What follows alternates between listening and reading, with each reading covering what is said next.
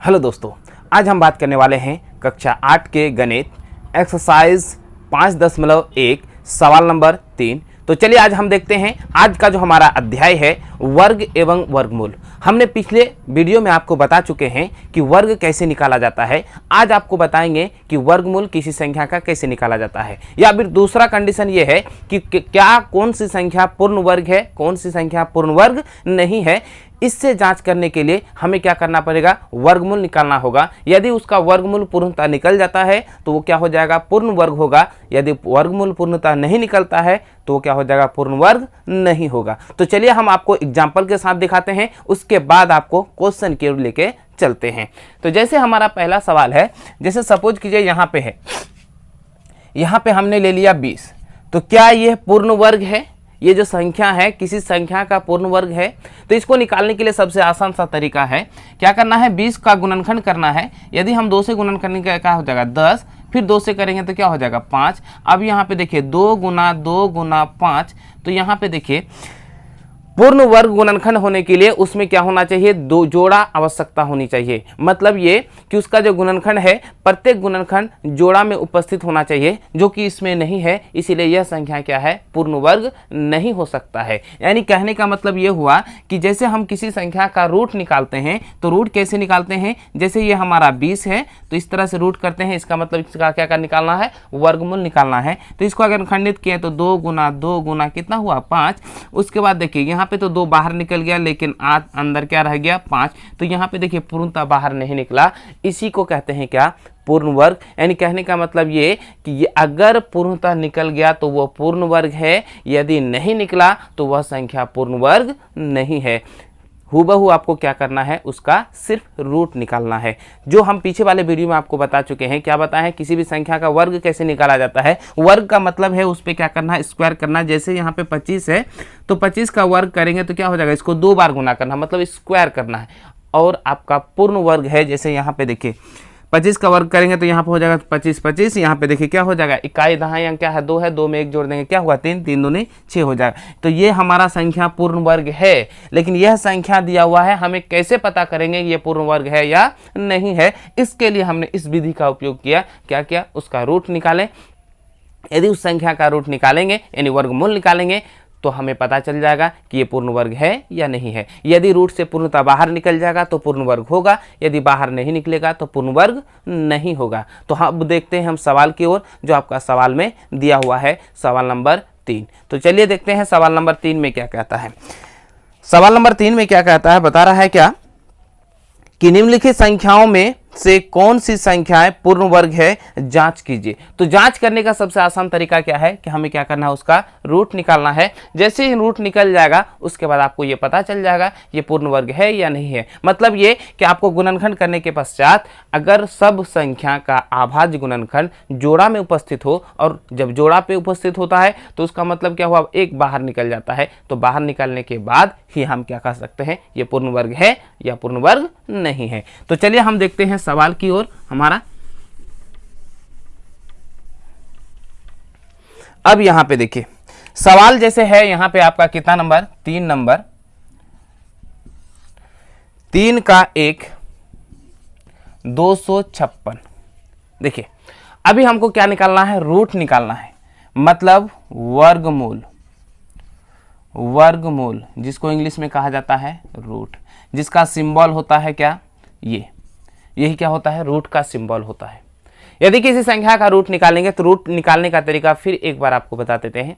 सबसे पहले हमको क्या करना है, उसका आभाज्य गुणनखंड विधि का प्रयोग करते हुए उसको क्या करना है, आभाज्य गुणनखंड करना है। उसके बाद उसको जोड़ा लगाना है। अगर जोड़ा लग गया तो वो क्या हो जाएगा, बाहर निकाल देना है। उसके बाद आपको जो बचेगा उसको गुना करके वही उसका क्या हो जाएगा, वर्गमूल हो जाएगा। जैसे चलिए हम इसको देखते हैं सवाल के माध्यम से। जैसे हमारा क्या है 256 है, तो 256 को क्या करना है, हमको वर्गमूल निकालना है। क्योंकि जब तक वर्गमूल नहीं निकालेंगे तब तक हमें पता नहीं चलेगा कि ये पूर्ण वर्ग है या फिर पूर्ण वर्ग नहीं है। तो वर्गमूल निकालने के लिए सबसे पहले गुणनखंड की आवश्यकता होगी। तो चलिए हम गुणनखंड करते हैं यहाँ पे। तो यहाँ पे हम क्या करते हैं, गुणनखंड 256 का। तो देखिए किससे, 2 से, 2 1 2, 2 दूनी 4, 8 दूनी 16। बोले सर कैसे? देखिए 2 1 का 2 4 है। अब 2 का पहाड़ा पढ़ेंगे कितना बार में? 5 या 5 से कम आ जाएगा। कितना बार में? 2 बार में। तो 2, अगर हम 5 में 4 घट गया कितना? 1। अब 1 पे 6, 1 पे 6 कितना हो जाएगा? 16। 8 दूनी 16। फिर उसी तरह से 2 से करेंगे 6 दूनी 12, 4 दूनी 8। फिर 2 से करेंगे क्या होगा? 3 दूनी 6, 2 दूनी 4। फिर 2 से करेंगे क्या होगा? 16 दूनी 32। फिर 2 से करेंगे 8 दूनी 16। फिर 2 से करेंगे क्या हो जाएगा? 4 दूनी 8। उसी तरह से फिर हम 2 से करें 2 दूनी 4। अब इसको क्या करना है? यहाँ पे गुणनखंड को मेंशन करना है। मतलब ये कि यहाँ पे लिखना है 2 गुना 2 गुना 2 गुना 2 कितना है? 1 2 3 4 5 6 7 8। तो 4 तक लिखे हैं। 2 गुना 2 गुना 2 गुना 2। अब यहाँ पे करते हैं जोड़ा लगाते हैं। वर्गमूल का मतलब है क्या? हर जोड़े में से एक बाहर निकालना। वर्गमूल निकालने का तरीका यहाँ पे ये है कि हर 2 में से एक बाहर निकालना। ये तो आपका गुणनखंड विधि से। अब आपको क्या करेंगे? आगे चल के आपको बताएंगे कि भाग विधि से भी किसी संख्या का वर्गमूल कैसे निकाला जाता है। लेकिन अब हम सीख रहे हैं क्या कि ये क्या है? गुणनखंड विधि से ही सीख रहे हैं। तो चलिए देखते हैं गुणनखंड विधि का प्रयोग करते हुए वर्गमूल कैसे निकाला जाता है। तो यहाँ पे देखिए सबका जोड़ा लग गया। जब जोड़ा लग गया तो इस जोड़ा में से 1, इसमें से क्या 1 निकल गया, फिर इसमें से 1 निकल गया और इसमें से क्या निकल गया? 1। अब यहाँ पे देखिए जोड़ा बाहर निकल गया। जब जोड़ा बाहर निकल गया तो हमारा ये क्या है? पूर्ण वर्ग है। यदि जोड़ा बाहर नहीं निकलाता, जोड़ा में से कोई एक बाहर नहीं निकलता या प्रतीक की जोड़ी नहीं बनती तो ये पूर्ण वर्ग नहीं है। तो चलिए हम इसका वर्गमूल निकालते हुए दिखाते हैं, जो कि सवाल में नहीं बोलता है, लेकिन हम क्या करते हैं? निकाल देते हैं। यहाँ पे देखो 2 दूनी 4, 4 दूनी 8, 8 दूनी 16। तो ये हो गया हमारा क्या? वर्गमूल। चूंकि यहाँ पे हमको वर्गमूल नहीं निकालने के लिए बोल रहा है, सिर्फ हमको करना क्या है कि वहाँ पे जोड़ा लगाना। यदि जोड़ा पूर गया तो ये वर्ग है, पूर्ण वर्ग है। अगर जोड़ा नहीं पूरा तो पूर्ण वर्ग नहीं है। अब देखते हैं सवाल नंबर इसका 2।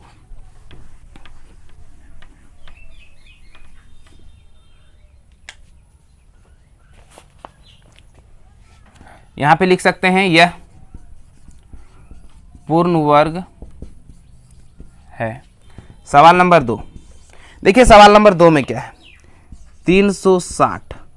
तो इसको रूट करते हैं। देखिए 360 यहाँ पे करेंगे 18 दूनी 36, फिर 2 से 90, फिर 2 से 45, फिर 3 से कितना हो जाएगा? 15, फिर 3 से 5। अब यहाँ पे हो जाएगा क्या? देखिए 2 गुना 2 गुना 2 गुना 3 गुना 3 गुना 5। ये रूट में है। जोड़ा लगाते हैं। जोड़ा लगाते हैं। क्या ये पूर्णतः जोड़ा संख्या है? मतलब इसके अंदर जो अभाज्य गुणनखंड आया तो क्या पूर्ण गुणनखंड का जो गुणनखंड किए अभाज्य संख्या, उस संख्या का सभी का जोड़ा उपस्थित है? नहीं है। सभी का जब जोड़ा उपस्थित नहीं है तो ये जो संख्या है मतलब क्या? 360 पूर्ण वर्ग नहीं है। ठीक है दोस्तों, आपको समझ में आ गया होगा। यदि आपको क्या करना है? यहाँ पे जोड़ा लग गया तो पूर्ण वर्ग है, यदि जोड़ा नहीं लगा तो पूर्ण वर्ग नहीं है। हमने यहाँ पे डिटेल इसीलिए बताया ताकि आपको आगे चल के बनाने में दिक्कत नहीं हो, लेकिन सवाल में जो पूछता है उसी तरह से हमको बनाना है। जैसे सवाल नंबर यहाँ पे देखिए कितना? 3। अब 3 में देखते हैं क्या है? 3 में बोल रहा है क्या? 324। तो चलिए 324 को हम देखते हैं। चलिए 324 गुणनखंड करेंगे। 2 1 2। यहाँ पे क्या हो जाएगा? 6 दूनी 12। यहाँ पे कितना हो जाएगा? 2 दूनी 4। फिर 2 से करेंगे तो क्या हो जाएगा? 81। फिर करेंगे 3 से तो क्या हो जाएगा? 27। फिर करेंगे 3 से तो हमारा कितना हो जाएगा? 9। फिर करेंगे 3 से तो 3 3 9। अब यहाँ पे देखिए क्या हो जाएगा? यहाँ पे हो जाएगा गुणनखंड करेंगे 2 गुना 2 गुना 3 गुना 3 गुना 3 गुना 3। अब यहाँ पे अगर जोड़ा पुराते हैं तो देखिए ये जोड़ा पुर गया। तो यहाँ पे जब जोड़ा पुर गया तो ये हमारा क्या है? पूर्ण वर्ग है। अगर जोड़ा नहीं पुरता तो ये पूर्ण वर्ग नहीं होता। तो यहाँ पे लिखेंगे 324 पूर्ण वर्ग है। सिंपल सी बात है। अब यहाँ पे देखें सवाल नंबर 4 में क्या है? सवाल नंबर 4 हमारा क्या कहता है? सवाल नंबर 4 हमारा कितना है? 400। ठीक है, सवाल नंबर 4 400 है। तो चलिए इसका क्या करते हैं? वर्गमूल निकालते हैं। तो सबसे पहले यहाँ 400 को गुणनखंड करते हैं। तो 2 दूनी 400। फिर 2 से करेंगे क्या हो जाएगा? 100। फिर 2 से करेंगे क्या हो जाएगा? 50। फिर 2 से करेंगे तो क्या हो जाएगा? 25। फिर 25 को 5 से करेंगे तो क्या हो जाएगा? 25। अब लिख सकते हैं 2 गुना 2 गुना 2 गुना 2 गुना 5 गुना 5। अब जोड़ा लगाते हैं। क्या जोड़ा लग गया? जब हमारा जोड़ा लग गया तो ये पूर्ण वर्ग है। मतलब ये कि 400 जो है ये पूर्ण वर्ग, 400 जो है पूर्ण वर्ग है। क्यों पूर्ण वर्ग है? सिंपल सा फंडा है कि यदि गुणनखंड करने के बाद उसका गुणनखंड जोड़ा में उपस्थित हो तो वो पूर्ण वर्ग होगा, यदि जोड़ा में उपस्थित नहीं हो तो ये पूर्ण वर्ग नहीं होगा। चलिए दोस्तों, अब हम आपको बताते हैं सवाल नंबर 4। तो सवाल नंबर 4 बताने से पहले हम एक चीज बताना चाहते हैं आपको कि यहाँ पे बहुत सारी संख्याएं हैं, इसमें सिर्फ हमको चुनना है कि कौन सा पूर्ण वर्ग है और कौन सी संख्याएं पूर्ण वर्ग नहीं है। उसके लिए हम पीछे वाले वीडियो में आपको बता चुके हैं कि किस तरह से हम पता कर सकते हैं कि क्या ये वर्ग हो सकता है या फिर नहीं हो सकता है। पहले हम ये पहचान लेते हैं कौन सा वर्ग, अगर किसी का संख्या या किसी भी संख्या के इकाई अंक में कौन सा अंक रहने पर यह पूर्ण वर्ग नहीं हो सकता है। ध्यान दीजिएगा, हम एक बार पुनः आपको रिपीट करवा देते हैं। देखिए, अगर हम 1 का स्क्वायर करेंगे तो क्या हो जाएगा 1, 2 का स्क्वायर करेंगे तो क्या हो जाएगा 4, अगर 3 का स्क्वायर करेंगे तो क्या हो जाएगा 9 और 4 का स्क्वायर करेंगे तो क्या हो जाएगा 16। तो इकाई अंक तो हमारा 6 है। अगर 5 का स्क्वायर करेंगे तो क्या हो जाएगा 25 और 6 का स्क्वायर करेंगे तो यहाँ पे क्या हो जाएगा आपका 36, 7 का स्क्वायर करेंगे तो क्या होगा 7 7 49, 8 का स्क्वायर करेंगे तो क्या हो जाएगा 64 और 9 का स्क्वायर करेंगे तो क्या हो जाएगा 81। ठीक है, और यदि हम 10 का स्क्वायर करेंगे तो क्या हो जाएगा 100। यानी आपका देखिए, सिर्फ यदि 1 रहे, 1, 4, 6, 5 और 0 रहे, मतलब यहाँ पे देखिए 0 1, उसके बाद देखिए 0 1, उसके बाद यहाँ पे कितना 4 5 6 और 9, अगर यह संख्या रहे तभी इसका वर्ग पूर्ण वर्ग हो सकता है। जरूरी नहीं है होगा, लेकिन हो सकता है। लेकिन इसके अलावा अगर कोई संख्या है इकाई अंक में तो ये कभी भी पूर्ण वर्ग नहीं हो सकता है। जैसे ये तो होने वाला है, अब नहीं अगर होगा, मान के चलिए जो नहीं हो सकता, देखिए क्या नहीं होगा 2 नहीं हो सकता है, 3 नहीं हो सकता है, उसके बाद यहाँ पे देखिए 7 नहीं हो सकता है, 8 नहीं हो सकता है। यह तो कभी भी नहीं होगा। यदि किसी संख्या के अंत में या इकाई अंक के रूप में 2, 3, 7, 8 रहे तो इसका पूर्ण वर्ग नहीं हो सकता है। तो यहाँ पे चलिए अब आपको बताते हैं कि कौन सा संख्या पूर्ण वर्ग है और कौन सा संख्या नहीं है। तो देखिए, सबसे पहले यहाँ पे 13 है। क्या है आपका 13 है, तो इकाई अंक 3 है। हमने अभी बताया कि यहाँ पे 13 है। तो देखिए, यदि किसी संख्या का इकाई अंक 3 हो तो वो कभी भी किसी संख्या का पूर्ण वर्ग नहीं हो सकता है। तो इसीलिए ये जो होगा हमारा 13 जो है पूर्ण वर्ग, देखिए पूरा लिखते हैं, पहले 13 लिख देते हैं। उसके बाद देखिए इकाई अंक कितना है 7 है। देखिए जिसका इकाई अंक 6 है वो हो सकता है, हम बाद में आप उसके बाद करेंगे, उसको निकाल के दिखाएंगे होता है या फिर नहीं है। लेकिन जो नहीं होता है उसको चुन के पहले निकाल लेते हैं। जैसे यहाँ पे क्या हो जाएगा 17, इकाई अंक कितना है 7 है। यदि 7 हो तो फिर भी इसका क्या ये पूर्ण वर्ग नहीं हो सकता है। उसके बाद यहाँ पे देखिए इकाई अंक कितना है 8 है, यानी 48 भी आपका नहीं होगा। फिर यहाँ पे देखिए क्या है इकाई अंक क्या है 2 है, मतलब 72। देखिए इकाई अंक अगर 2 हो तो किसी संख्या पूर्ण वर्ग नहीं हो सकता है। तो यहाँ पे जो होगा 72, ये भी हमारा पूर्ण वर्ग नहीं हो सकता है। फिर इकाई अंक कितना है 3 है, मतलब यहाँ पे क्या है आपका 343, तो ये भी हमारा पूर्ण वर्ग नहीं होगा। उसके बाद इकाई अंक कितना है 8 है, तो यहाँ पे जैसे है कितना 37, यहाँ पे इतना है। ठीक है, ठीक है। तो ये जो संख्याएं हैं क्या है, ये संख्याएं हैं, ये पूर्णतः पूर्ण वर्ग नहीं है। क्यों नहीं है? क्योंकि इसका नियम है क्या कि यहाँ पे आपको हम बताएं, यदि किसी इकाई अंक, किसी संख्या के इकाई अंक में 2, 3, 7 और 8 उपस्थित हो तो वो कभी भी पूर्ण वर्ग नहीं हो सकता है। इसीलिए ये जो संख्याएं हैं ये पूर्ण वर्ग नहीं है। तो ये संख्या हमारा क्या हुआ, यह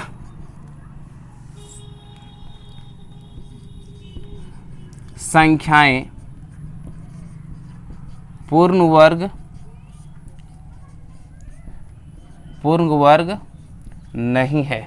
ठीक है, ये जो संख्याएं हैं पूर्ण वर्ग नहीं है। अब बताइए जो पूर्ण वर्ग नहीं है तो उसको हम करते क्या है। अब यहाँ पे हमारा क्या बचा है 16, तो 16 पूर्ण वर्ग है नहीं है, ये हो सकता है, जरूरी नहीं है कि होगा, लेकिन हो सकता है। बोले सर कैसे? अगर मान के चलिए हम 6 लिख दें, क्या ये पूर्ण वर्ग है? नहीं है। इकाई अंक तो हमारा 6 पूर्ण गया, तो बिल्कुल नहीं, जरूरी नहीं है कि जिसके इकाई अंक 6 होगा वो होगा, लेकिन हम जांच करके पता कर सकते हैं ये हो सकता है, यानी संभावनाएं हैं। लेकिन ये सारी संख्याएं में जो चारों संख्या उपस्थित है उसमें अगर इकाई अंक अगर हो तो हम पहले ही देख के बता सकते हैं कि ये पूर्ण वर्ग नहीं है। तो चलिए यहां पे देखते हैं। तो 16 है तो 16 का पहले रूट निकालते हैं। तो यदि रूट करेंगे तो यहाँ पे देखिए 16 का अगर करेंगे तो क्या हो जाएगा 8 दूनी 16, फिर क्या हो जाएगा 4 दूनी 8, फिर 2 से करेंगे तो क्या हो जाएगा 2 दूनी 4। तो यहाँ 2 गुना 2 गुना 2 गुना 2। अब यहाँ पे देखिए जोड़ा निकल गया, जोड़ा जब पूर गया तो ये पूर्ण वर्ग है, मतलब 16 पूर्ण वर्ग है। ठीक है, अब यहाँ पे देखिए 16 के बाद किसका नंबर आता है 49 का। तो 49 को करते हैं। अगर 49 का रूट निकालेंगे, देखिए 49 का वर्गमूल करेंगे, सॉरी, तो 7 गुना 7, तो 7 गुना 7 ये तो जोड़ा हो गया। जब जोड़ा हो गया तो क्या है ये पूर्ण वर्ग है, मतलब 49 पूर्ण वर्ग है। 49 जो है आपका क्या है पूर्ण वर्ग है।